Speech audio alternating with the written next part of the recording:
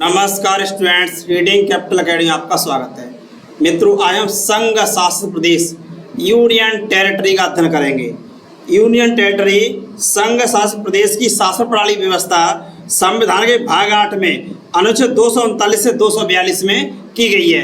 आज इसमें हम पार्ट 2 के अंतर्गत दिल्ली के लिए विशेष उपबंध किया गया है, उसका अध्ययन करना है। मित्रों, दिल्ली की शासन प्रणाली के लिए विशेष उपबंध किया गया है। इसकी व्यवस्था संविधान के अनुच्छेद 239 ए और ए में की गई है। इसको हम 239 क तथा क ख खंड भी कह सकते हैं। इस तरह से अनुच्छेद 239 क और क ख में दिल्ली के लिए विशेष शासन प्रणाली की व्यवस्था की गई है। क्या होता है? 69वें संविधान संशोधन के द्वारा 69वां 69 एक कॉन्स्टिट्यूशनल अमेंडमेंट किया जाता है। इस 69वें संविधान संशोधन के द्वारा दिल्ली में विधानसभा और मंत्रिमंडल की व्यवस्था की गई थी। 69वें संविधान संशोधन के द्वारा क्या किया जाता है? दिल्ली में विधानसभा और मंत्रिमंडल की व्यवस्था की जाती है। दिल्ली के लिए संघ राज्य क्षेत्र की एक श्रेणी में ही विशेष उपबंध किया गया था। वैसे तो देखा जाए तो केंद्र शासित प्रदेश सीधे केंद्र के नियंत्रण में होते हैं, लेकिन दिल्ली के लिए विशेष शासन प्रणाली व्यवस्था की गई थी।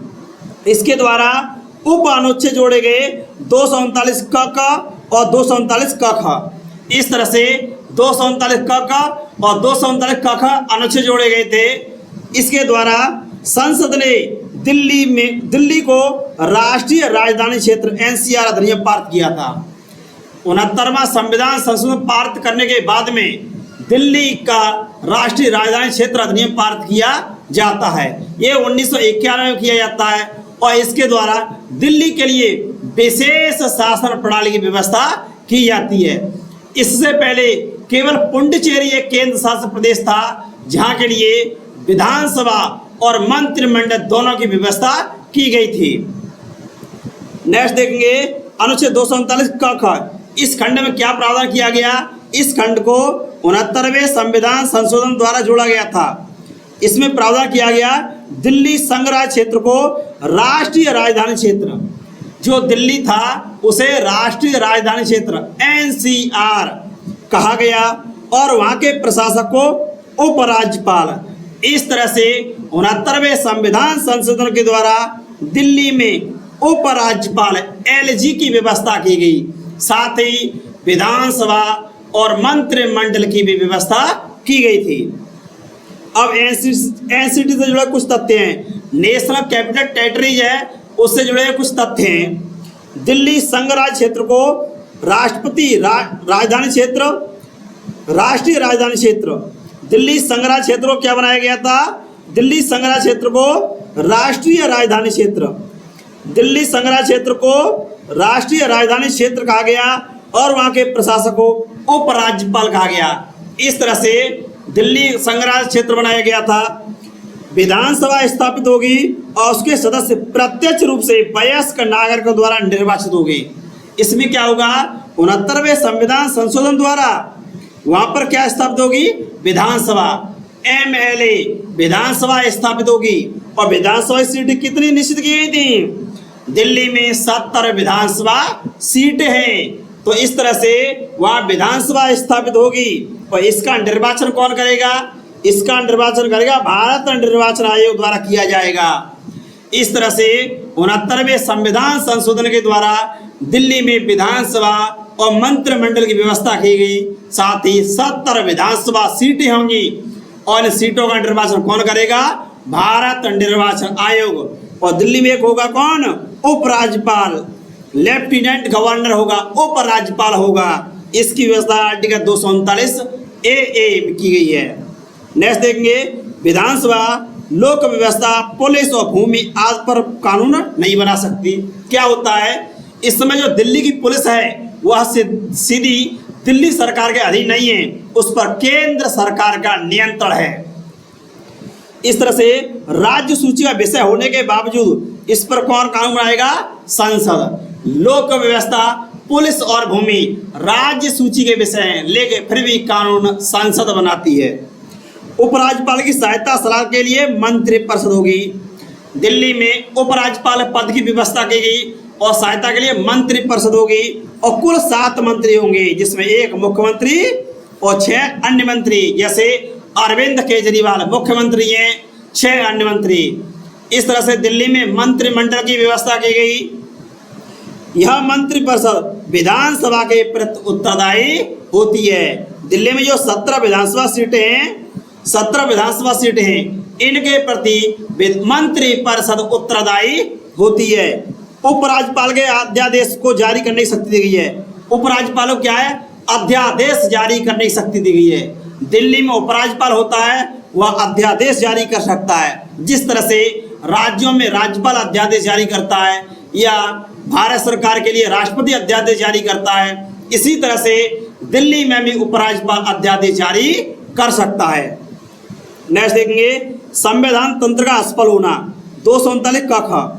इसे हम कह सकते हैं राष्ट्रपति शासन। यदि दिल्ली का शासन संवैधानिक प्रणाली के अनुसार नहीं चल रहा है तब संविधान असफल माना जाएगा। इस संवैधानिक तंत्र असफल मानने पर क्या होगा? इसका शासन व्यवस्था अनुच्छेद 239 कक्ष के तहत या दिल्ली राष्ट्रीय राजधानी क्षेत्र राज्य क्षेत्र अधिनियम 1991 के तहत, जो राष्ट्रीय राजधानी क्षेत्र अधिनियम बनाया गया है 1991, उसके तहत नहीं चल रहा है तो राष्ट्रपति उपराज्यपाल की रिपोर्ट पर आवश्यक कार्रवाई कर सकता है। कौन करेगा? राष्ट्रपति। किसकी रिपोर्ट पर? उपराज्यपाल की रिपोर्ट पर। यह अनुच्छेद 356 के ही समान है। अनुच्छेद 356 के तहत जब राज्यों में संवैधानिक तंत्र असफल हो जाता है तो राष्ट्रपति शासन लगाया जाता है राज्यपाल की रिपोर्ट पर। ठीक इसी तरह से दिल्ली केंद्र शासित प्रदेश में व्यवस्था की गई है। जब संवैधानिक तंत्र के तहत शासन नहीं चलता है तो उपराज्यपाल की रिपोर्ट पर राष्ट्रपति शासन लगाया जा सकता है। वर्तमान देखा जाए दिल्ली का प्रशासन, तो दिल्ली में देखा जाए 7 लोकसभा सीटें हैं। दिल्ली में कितनी लोकसभा सीटें हैं? 7 लोकसभा सीटें हैं। 3 राज्यसभा सीटें हैं। दिल्ली में 3 राज्यसभा की सीटें हैं, 7 लोकसभा सीटें हैं, 17 विधानसभा सीटें हैं, 17 एमएलए बनते हैं दिल्ली में। और एक उपराज्यपाल होता है, लेफ्टिनेंट गवर्नर होता है उपराज्यपाल, और मुख्यमंत्री होता है, यानी मंत्री परिषद होती है। और मुख्यमंत्री कौन है इस समय? अरविंद केजरीवाल हैं। इस तरह से वर्तमान में दिल्ली में शासन प्रणाली में 7 लोकसभा सीटें हैं, 7 लोकसभा सीटें हैं, 3 राज्यसभा सीटें हैं, 17 विधानसभा, एक उपराज्यपाल होता है और मुख्यमंत्री होता है। इस तरह से यदि संवैधानिक तंत्र असफल हो जाता है तो 239 के खंड ए बी में इसकी व्यवस्था की गई है।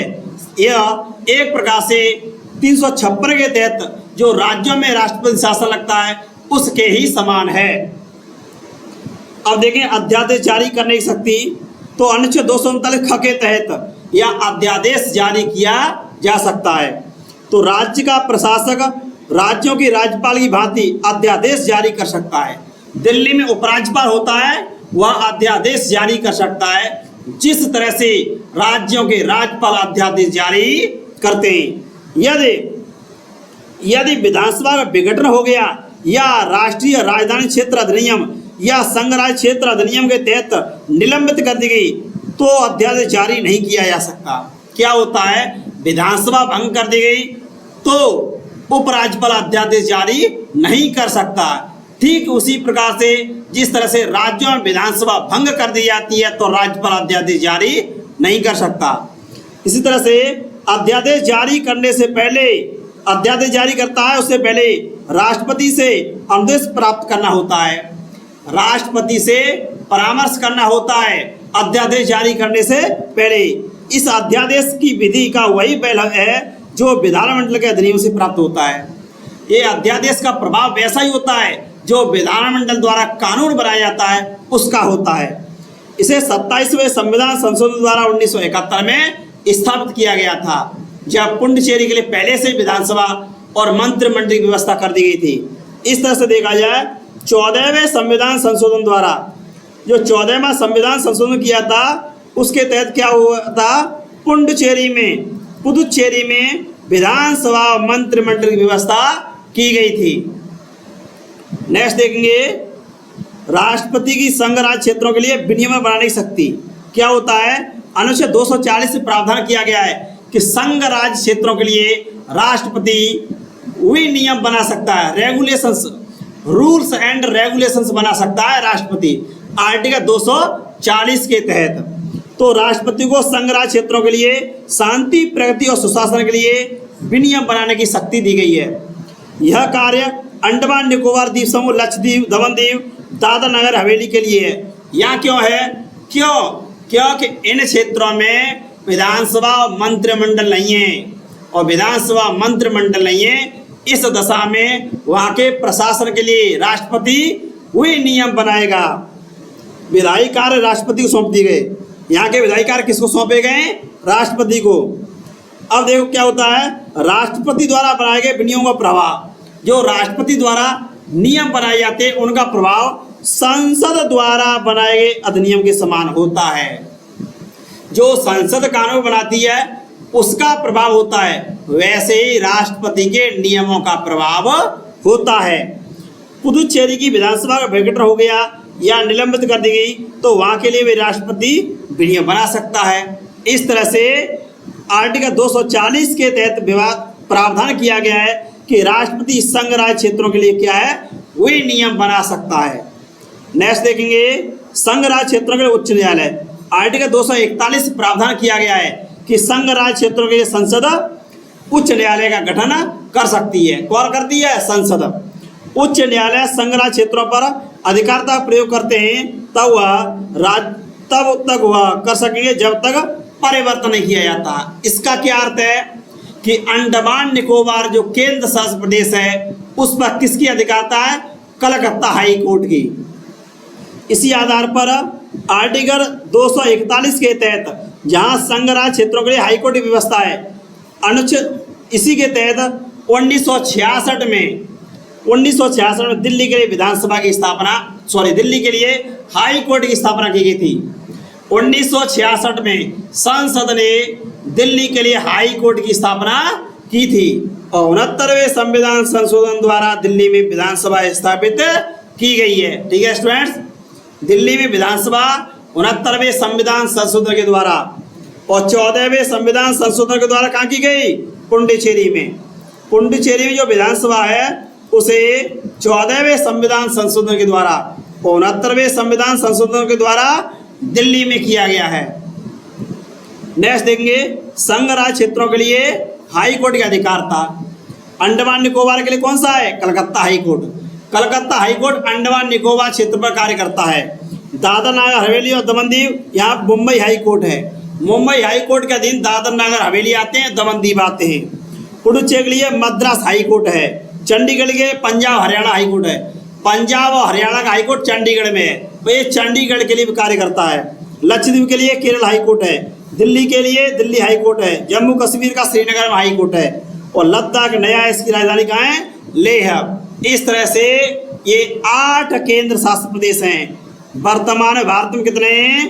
वर्तमान भारत में 8 यूनियन टेरिटरीज हैं और आर्टिकल 241 में इनके लिए हाई कोर्ट की व्यवस्था की गई है, जिससे दिल्ली एकमात्र क्षेत्र है जिसका अपना एक हाई कोर्ट है। दिल्ली में 1966 में हाई कोर्ट स्थापित किया गया था। धन्यवाद स्टूडेंट्स, वीडियो अच्छा लगा हो तो शेयर कर दीजिए।